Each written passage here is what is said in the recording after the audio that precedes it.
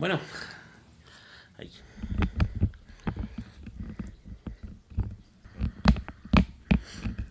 Bueno, pues vamos a seguir con el tema de Apocalipsis.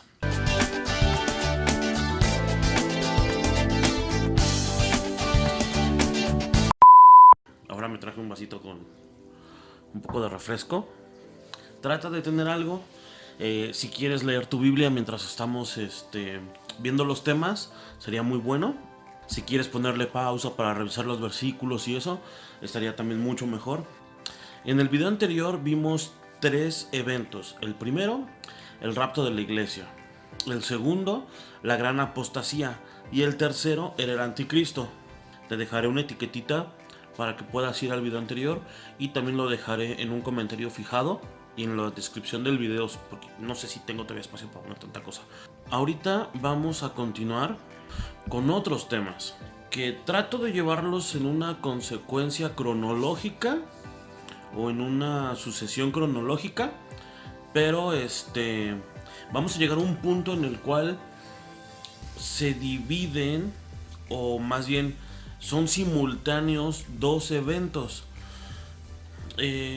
Por la falta de pizarrón no puedo así como enseñártelo tan claro. Intentaré buscar la forma de tener un pizarrón para hacer una gráfica y que te lo pueda explicar. Pero bueno, de momento no vamos a meternos en Honduras, ¿sale? A partir del rapto de la iglesia, digamos que la historia o la línea cronológica tiene dos historias paralelas. Una que es lo que sucede en el cielo, que es a donde nosotros los creyentes iremos, y otro lo que sucede en la tierra, que es lo que van a vivir las personas que no hayan creído. En este sentido, sí es importante poder tener esas diferencias, porque hay cosas que van a suceder en el cielo al mismo tiempo que en la tierra. Y la Biblia nos enseña las dos cosas. Si nosotros no podemos imaginar esa parte, la verdad es que es muy complicado el poder entender cronológicamente los sucesos de Apocalipsis. Primero, el arrebatamiento de la iglesia es el punto inicial.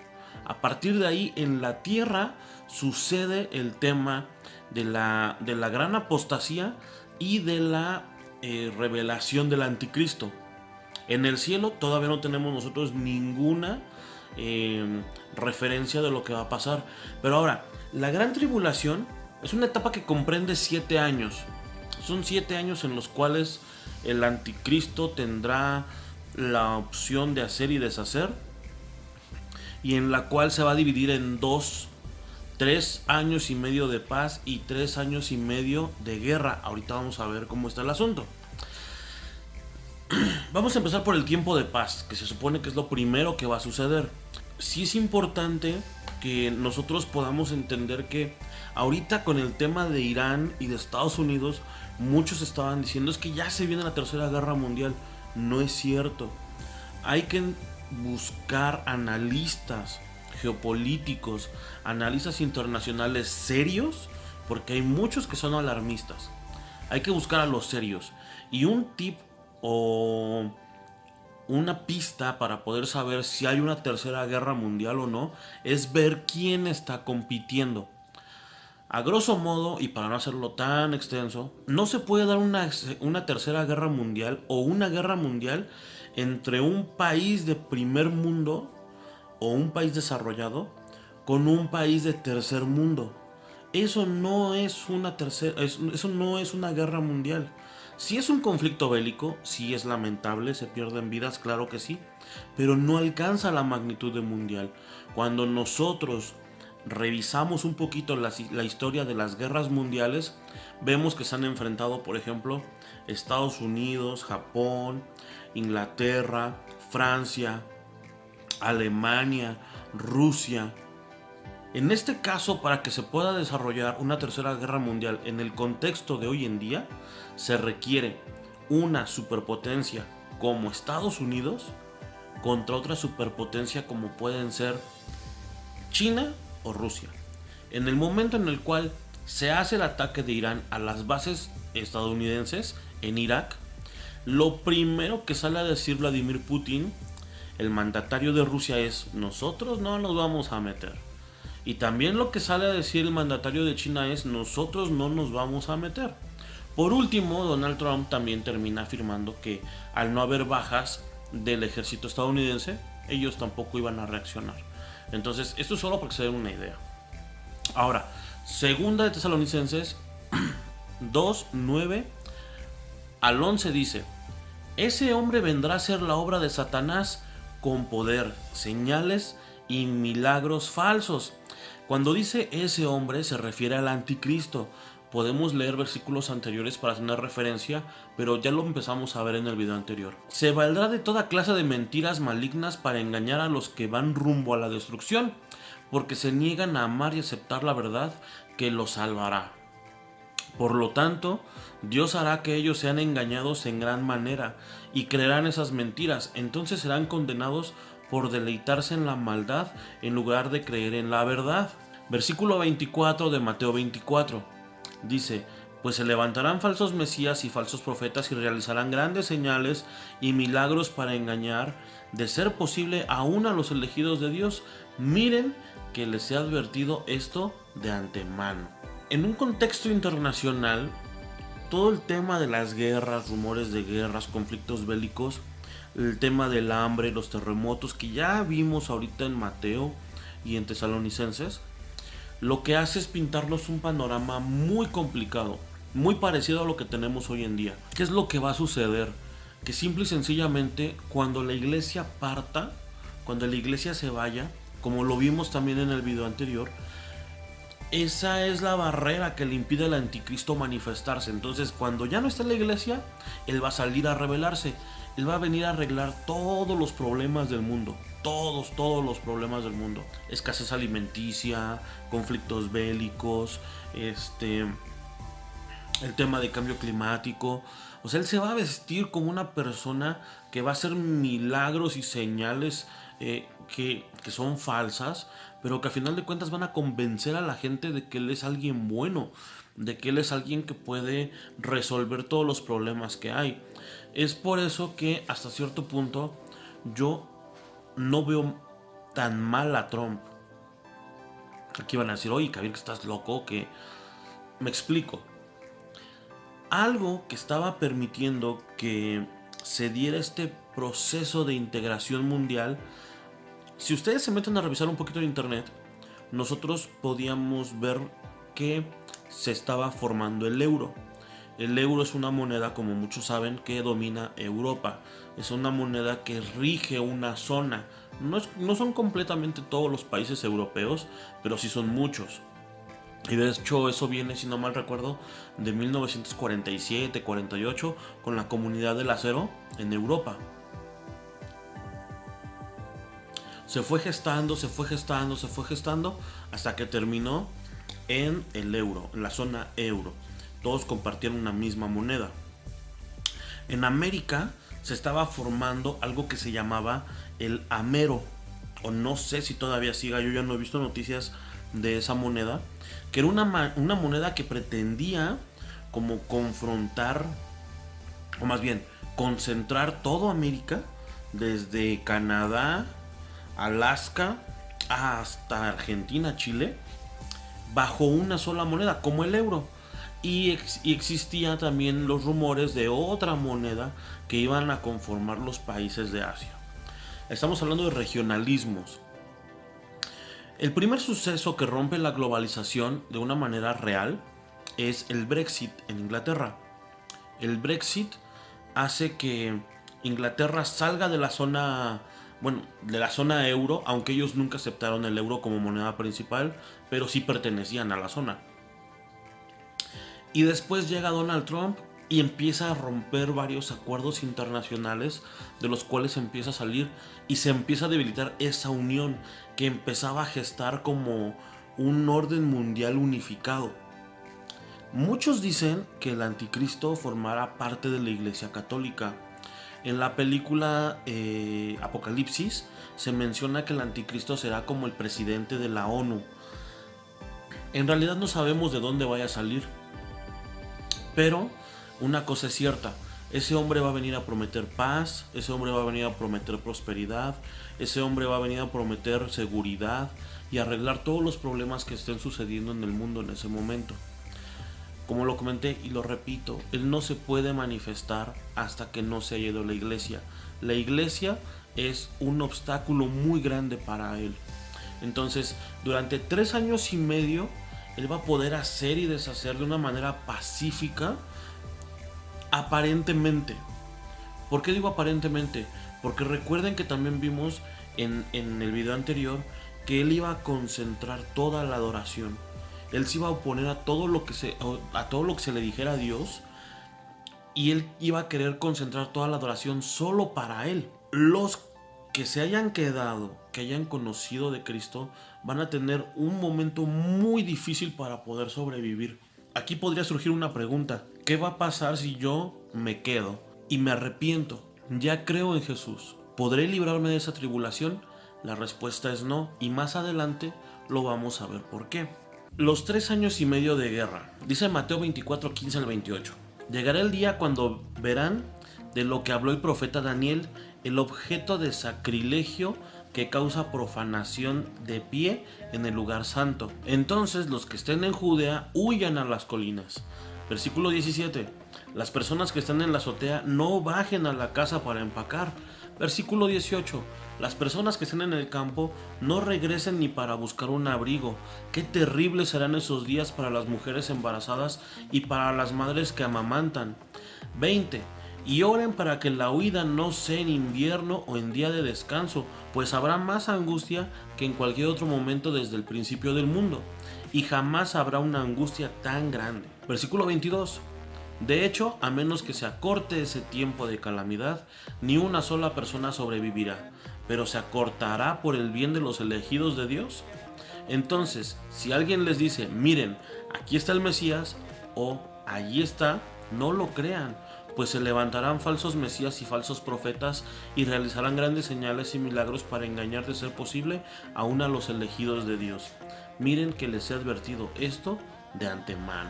Daniel 9:27 nos da otra pista, y de aquí es de donde sacamos que serán 3 años y medio de paz y 3 años y medio de guerra. Versículo 27. El gobernante firmará un tratado con el pueblo por un periodo de un conjunto, pero al cumplirse la mitad de ese tiempo, pondrá fin a los sacrificios y a las ofrendas. Como punto culminante de todos sus terribles actos, colocará un objeto sacrílego que causa profanación hasta que el destino decretado para este profanador finalmente caiga sobre él. Es decir, vamos a ver un momento en el cual el anticristo la va a llevar bien relax con el pueblo de Israel. Van a ser muy amiguis. Van a llevarse así de piquete de ombligo y todo. Se van a llevar muy bien. Pero después de esos 3 años y medio va a empezar el ataque.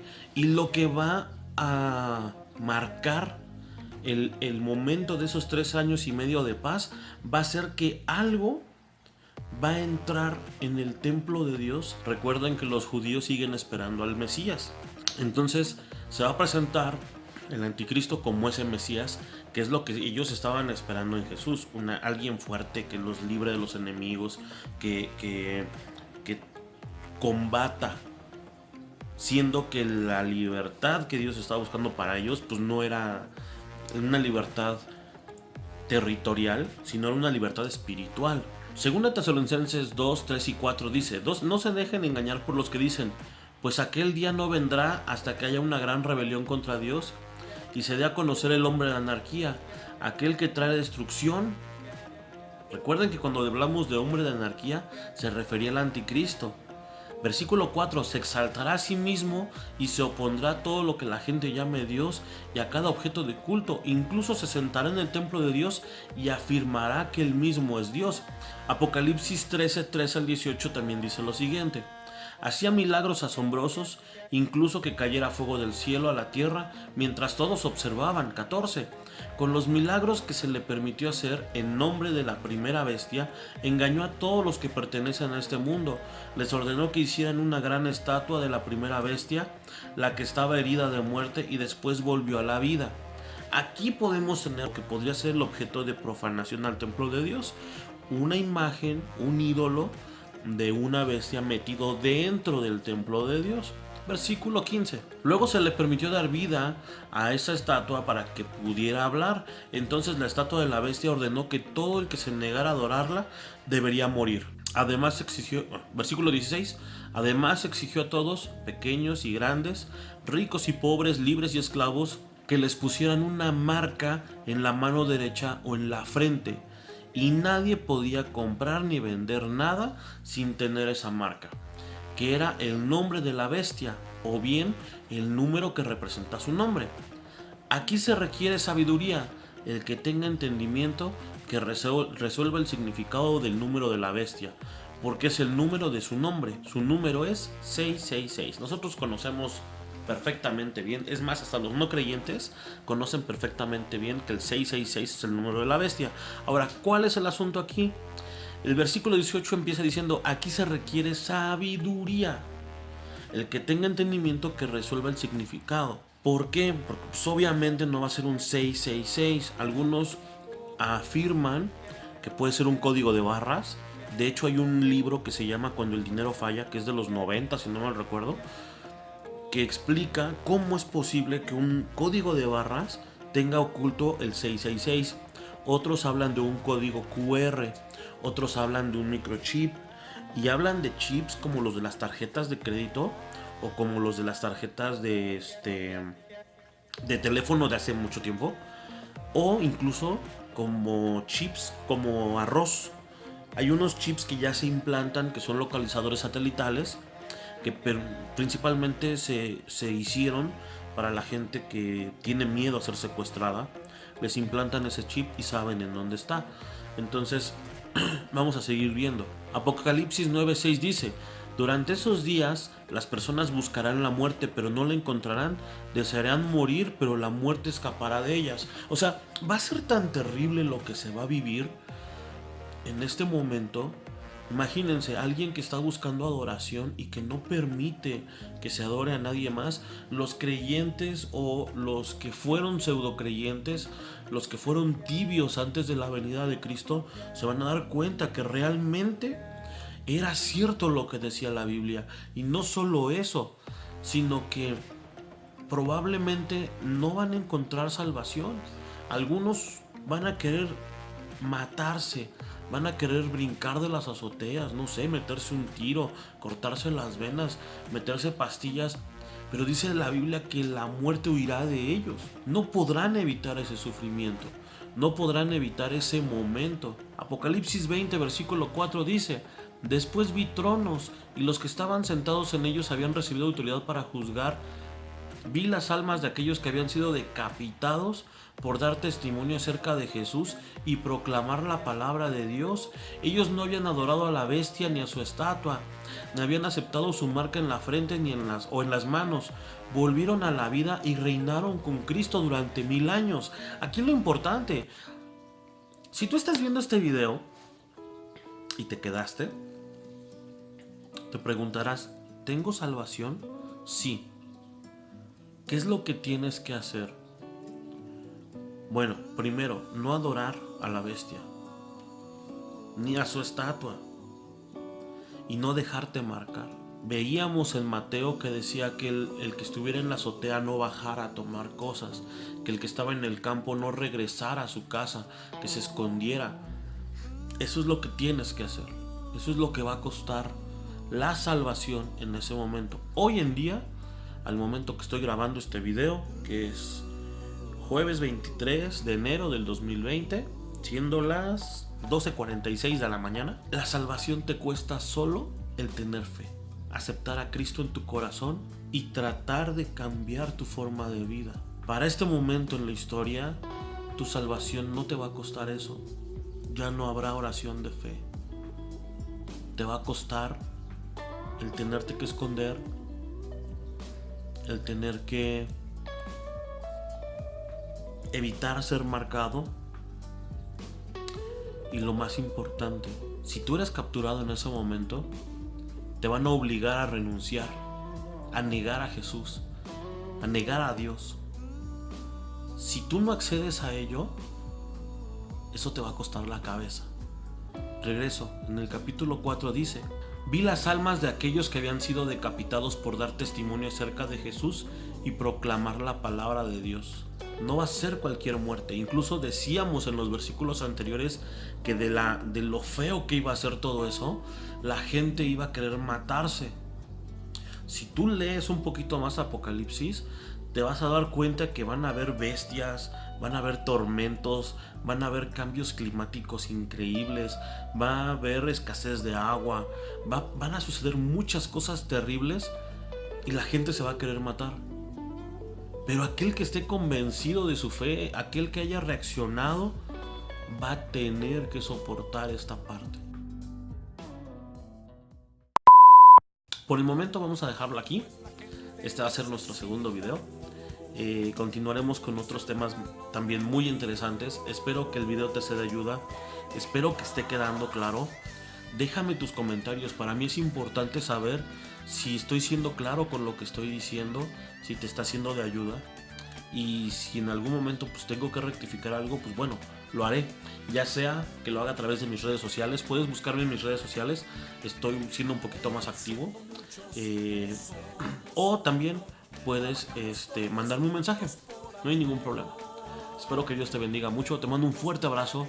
Cuídate. Que tengas un bonito día. Una buena semana. Con tu familia, con tus seres queridos. Y pues nos vemos en el siguiente video. Chao. Su cuerpo, trabajamos todos juntos por amor. De otros lugares fuimos llamados para dar las buenas nuevas del Señor.